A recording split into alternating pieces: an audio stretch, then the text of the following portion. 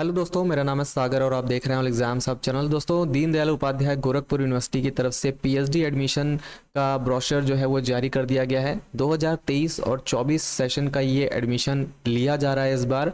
और जैसा कि मैंने 4 दिन पहले आपको वीडियो बना करके बताया भी था कि इस बार ये आखिरी मौका है यहाँ पर आपको एडमिशन लेने का डायरेक्टली यूनिवर्सिटी के एंट्रेंस एग्जाम के थ्रू। अब अगली बार से जो फॉर्म आएंगे यानी कि यूजीसी नेट के एग्ज़ाम होने के बाद 2024 और 25 सेशन के लिए उसका आपका जो एग्ज़ाम अब यूनिवर्सिटी कंडक्ट नहीं कराएगी, वो आपके यूजीसी नेट के स्कोर के बेसिस पर आपको वहाँ पे लिया जाएगा। तो यहाँ पर ये आप देख रहे हैं इसका ऑफिशियल ब्रोशर है और मैं आपको दिखा देता हूँ। ये इनकी ऑफिशियल वेबसाइट है। यहाँ पर इनका पोर्टल इस बार काफ़ी चेंज हो गया है, पहले से पिछली बार से काफ़ी अच्छा पोर्टल इस बार जो है कर दिया गया है। ईजी है चीज़ों को ढूंढना और समझना, ठीक है। तो यहाँ पर अभी मैं आपको दिखाऊंगा कैसे आपको रजिस्ट्रेशन करना है, क्या क्या चीज़ें हैं, क्या प्रोसेस है और सीट्स कितनी है, इसके बारे में जानकारी मैं दूंगा, ठीक है। हो सकता है कुछ लोगों ने वीडियो देख भी लिया हो कई अदर चैनल्स पर और आपको इन्फॉर्मेशन मिल भी गई होगी, क्योंकि मुझे वीडियो बनाने में थोड़ा सा लेट हो गया है। फिलहाल हम आगे बढ़ते हैं और आपको बताते हैं। यहाँ पर आप देख सकते हैं जो ऑनलाइन डेट से रजिस्ट्रेशन की वो है 9 मई से लेकर के 22 मई 2024 तक और last date of submitting online application form जो है वो आपका 26/5/2024 है। लास्ट डेट ऑफ करेक्शन भी कर सकते हैं आप, साथ ही साथ इसमें 30 मई तक आप करेक्शन कर सकते हैं। एडमिट कार्ड्स आपके जून के फर्स्ट वीक से डाउनलोड होने लगेंगे। डेट्स ऑफ एंट्रेंस टेस्ट आपकी जो रहेगी वो रहेगी second week of June 2024। Declaration of entrance test result वो आपके लास्ट वीक ऑफ जून में डिक्लेयर कर दिया जाएगा। जनरल ओबीसी के लिए 1500 रुपये है, SC ST के लिए 1000 रुपये फीस रखी गई है। और यहाँ पर देखिए एक चीज़ और मेंशन की गई है कि only those candidates can appear in this PhD entrance test who have completed their post graduation on or before 2023। तो जिन लोगों का पोस्ट ग्रेजुएशन अभी चल रहा है वो लोग यहाँ पर एप्लीकेशन नहीं कर सकते हैं। जिनका पोस्ट ग्रेजुएशन 2023 में कंप्लीट हो चुका है या उससे पहले कंप्लीट हो चुका है वही लोग यहाँ पर एप्लीकेशन करेंगे। पीएचडी सीट्स की बात की जाए तो सीट्स की संख्या बहुत ज़्यादा है। टोटल सीट्स यहाँ पर आप देख सकते हैं। रेगुलर यूनिवर्सिटी की बात की जाए तो यहाँ पर 389 सीट्स हैं और यहाँ पर टोटल सीट्स रेगुलर कॉलेजेस में जो इनके एफिलिएटेड रहेंगी सीट्स वो हैं 399 और total seats part time university में जो रहेंगी वो रहेंगी 86। तो अब यहाँ पर आप देख लीजिए, मैं टोटल सीट्स आपको बताता चलता हूँ, बाकी आप कैटेगराइजेशन अपने अकॉर्डिंग देख लीजिएगा।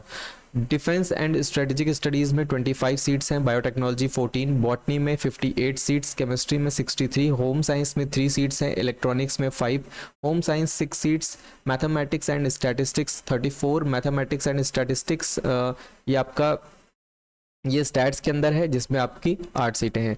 फिजिक्स में 42, जूलॉजी में 70 seats, ancient history and archaeology and culture में 23 सीट्स हैं, ज्योग्राफी में 24, Hindi modern Indian language and journalism में 65 seats, medieval and modern history में 16 सीट्स, फिलोसफी में 12, पॉलिटिकल साइंस में 66 सीट्स, साइकोलॉजी में 43, sociology 41 seats. Then fine arts and music जो कि परफॉर्मिंग आर्ट्स सब्जेक्ट के अंडर में है उसमें टोटल 4 सीट्स हैं। Then fine arts and music जो कि विजुअल आर्ट्स के अंडर में है उसमें 2 सीट्स हैं। संस्कृत एंड प्राकृत लैंग्वेज में 17 seats, English and modern European language में 43 seats, Urdu 6, economics 28, commerce 49, then law में 20 सीट्स हैं, एजुकेशन में 54 सीट्स, फिजिकल एजुकेशन 11, एग्रीकल्चर में 5 सीट्स, एग्रीकल्चर में अगेन से यहाँ पे 3 सीट्स हैं, डिफरेंट यहाँ पर लेकिन आपका डिसिप्लिन रहेगा। इसी तरह से एग्रीकल्चर एंटोमोलॉजी में 4, देन एग्रीकल्चर एक्सटेंशन में 10 सीट्स है। तो टोटल हो जाती है यहाँ पर 874 सीट्स। अब यहाँ पर हम देखते हैं एलिजिबिलिटी क्या है। तो एलिजिबिलिटी के लिए इन्होंने कहा है कि 1 year 2 year master degree programme हो या फिर 4 year 8 semester bachelor's degree programme हो, यानी कि आपका जो 2 साल का पीजी होता है वो आपके पास हो, या फिर आपका 4 ईयर का ग्रेजुएशन प्रोग्राम अगर आपके पास है तो वो लोग यहाँ पर एप्लीकेशन कर सकते हैं, ठीक है। देन यहाँ पर आपको रिलैक्सेशन भी प्रोवाइड किया जा रहा है मार्क्स में 5% का, जो कि SC ST OBC non creamy layer और डिफरेंटली एबल्ड लोगों के लिए रहेगा। देन इसके बाद थोड़ा सा नीचे और बढ़ते हैं। Candidates who have completed MPhil programme with 55% marks वो लोग भी यहाँ पर एप्लीकेशन कर सकते हैं। साथ ही 5% का रिलैक्सेशन कैटेगरीज को यहाँ पर प्रोवाइड किया जा रहा है। मोड्स ऑफ PhD प्रोग्राम की बात करें तो यहाँ पर आप देखेंगे कि full time research scholar, part time research scholar, international research scholar, 3 criteria यहाँ पर इन्होंने इन्होंने बताए हुए हैं। फुल टाइम रिसर्च स्कॉलर के बारे में इन्होंने यहाँ पे जानकारी दी हुई है, इसको आप यहाँ पर पढ़ सकते हैं, ठीक है। और एक स्टेट गवर्नमेंट यूनिवर्सिटी है, तो यहाँ पर जो भी लोग JRF होंगे उनको यहाँ पर स्कॉलरशिप मिलेगी ही मिलेगी, ठीक है, जैसे कि यूनिवर्सिटी ऑफ लखनऊ में प्रोवाइड की जाती है, क्योंकि वो भी एक स्टेट यूनिवर्सिटी है और ये भी आपकी एक स्टेट यूनिवर्सिटी ही है, ठीक। इसके बाद हम थोड़ा सा और नीचे बढ़ते हैं, यहाँ पर इंटरनेशनल ये सब रिसर्च स्कॉलर के बारे में इंफॉर्मेशन दी गई है। Process of selection and admission, अब यहाँ पर देखिए प्रोसेस क्या है। The final selection of candidate for PhD programme through IT shall be based on 70% weightage of entrance test. तो 70% वेटेज आपका एंट्रेंस टेस्ट का रहेगा, ठीक है, और 30% आपका इंटरव्यू के बेसिस पर रहेगा। इसमें आपके क्या रहेंगे, 50% क्वेश्चन आपके रिसर्च मेथोडोलॉजी और 50% क्वेश्चन आपके सब्जेक्ट स्पेसिफिक होंगे, यानी कि 35 क्वेश्चन आपको देखने को मिलेंगे, जो कि सभी यूनिवर्सिटीज़ में होता आया है, ठीक। At least 50% marks in research entrance test in case of general candidate. तो यहाँ पर आपको एटलीस्ट 50% मार्क्स, यानी कि 70 क्वेश्चंस में से आपके 35 क्वेश्चन सही होने चाहिए, तभी यहाँ पर पास माने जाएंगे फॉर जनरल कैंडिडेट्स। और अगर आप अदर कैटेगरी से हैं, SC ST OBC EWS और PWD के लिए, तो 45% मार्क्स पर भी आप यहाँ पर क्वालिफाई माने जाएंगे, ठीक। इसके बाद यहाँ पे क्या है, A candidate seeking admission to the PhD program through RIT shall require to appear in an interview before DRC for further assessment as a part of the second step of admission। तो यहाँ पर आपको interview में appear होना पड़ेगा। The final merit of PhD admission will be as follows. तो आपके जो भी मार्क्स होंगे, आपके जो RIT के मार्क्स होंगे, उनको जोड़ते हुए आपकी जो है इस जो मेरिट है उसको प्रिपेयर किया जाएगा।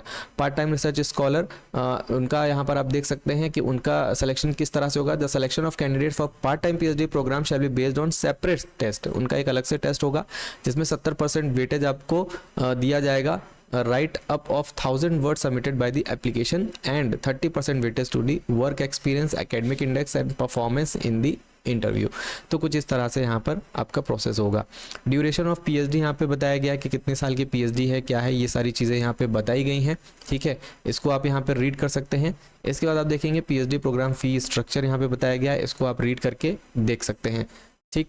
इसके बाद यहाँ पर नीचे और इन्फॉर्मेशन दी हुई है, ऑब्जेक्टिव्स वगैरह, और यहाँ पर कोई अदर इन्फॉर्मेशन और यहाँ पर नहीं दी गई है, ठीक है। तो यहाँ पर इस बार मुझे लगता है कि जो JRFs हैं उनको भी यहाँ पर एग्ज़ाम देना होगा, क्योंकि यहाँ पर JRF के एग्जामिशन की बात कहीं भी नहीं की गई है, मुझे यहाँ पर फ़िलहाल नहीं दिखाई दिया है, ठीक है। आप देख सकते हैं कहीं पर भी ऐसा कुछ भी मेंशन नहीं है कि यहाँ पर JRFs को जो है कि एग्जामिशन दिया जाएगा या नेट वालों को एग्जामिशन दिया जाएगा, ऐसा कहीं भी कुछ भी मेंशन नहीं किया गया है। तो जो भी लोग यहाँ पर इंटरेस्टेड हैं उन्हें यहाँ पर रिसर्च एंट्रेंस टेस्ट देना होगा और उसी के बेस पर आपका यहाँ पर सिलेक्शन किया जाएगा। अब यहाँ पर हम चलते हैं, आपको दिखाते हैं, ये है इनका पोर्टल, ये इनका पोर्टल है। यहाँ पर जब आप विजिट करेंगे तो यहाँ पर आपको PhD प्रोग्राम्स का ऑप्शन मिलेगा, तो यहीं से आपको PhD ब्रोशर मिल जाएगा, इस पर आप क्लिक करेंगे। यहाँ पर आपको सारी जनरल इंस्ट्रक्शन दिए हुए हैं, कौन कौन से डॉक्यूमेंट्स आपको अपलोड करने हैं, वो सारी चीज़ें यहाँ पे बताई हुई हैं, ये आप यहाँ पर देख सकते हैं, ठीक है। ये सारी चीज़ें आप प्रिपेयर रखिए, कितने KB में अपलोड होनी है, सारी चीज़ें यहाँ पर इन्होंने मेंशन की हुई हैं। तो सबसे पहले आपको क्या करना है, यहाँ पर क्लिक हियर फॉर रजिस्टर। अगर आपको कोई दिक्कत आती है तो यहाँ पर आप देख सकते हैं, for any technical support please mail your query at admission@ddugU.ac.in, इस मेल ID पर आप कॉन्टैक्ट कर सकते हैं।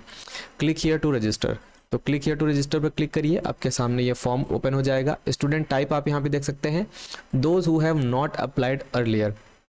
तो यहाँ पर 2 ऑप्शन आ रहे हैं, जिन लोगों ने पहले अप्लाई नहीं किया था तो वो लोग यहाँ पर न्यू पर ही क्लिक करेंगे, जो लोग अभी फ्रेश अप्लाई कर रहे हैं, और जो लोग यहाँ पर अप्लाइड या appeared in earlier entrance exam, जो इनका एक एंट्रेंस एग्जाम हुआ था जो कि 10 अगस्त 2023 को कंडक्ट कराया गया था, अगर उसमें आपने एप्लीकेशन किया था तो आपको यहाँ पर ओल्ड सेलेक्ट करना होगा और अपना ओल्ड रजिस्ट्रेशन नंबर और सारी चीज़ें फिल करके तब आपको इस फॉर्म को फिल करना होगा, ठीक है। और देखिए यहाँ पर फॉर्म में नीचे आपको मेल के साथ साथ एक कॉन्टैक्ट नंबर भी दिया गया है। अगर आपको कोई भी इशू है, आप यहाँ पर सुबह 10 से शाम 5 बजे तक कॉन्टैक्ट करके कुछ भी आपके जो क्वेश्चन हैं, जो आपके डाउट हैं, वो पूछ सकते हैं।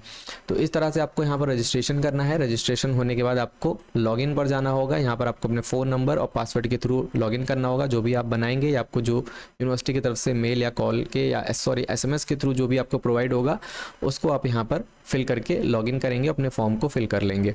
ठीक। तो आई होप आपको सारी चीज़ें क्लियर होंगी। जो भी लोग इंटरेस्टेड हैं अप्लाई करिएगा, और इसी तरह के दोस्तों वीडियोस आपको हमारे चैनल पर मिलते रहते हैं, जिसमें हम आपको पीएचडी से रिलेटेड जानकारी, फॉर्म कैसे भरना है और teaching vacancies, non teaching vacancies की जानकारी आपको देते हैं। तो मिलते हैं किसी अगले वीडियो में अगली वैकेंसी पीएचडी एडमिशन के साथ में। तब तक के लिए टेक केयर एंड जय हिंद।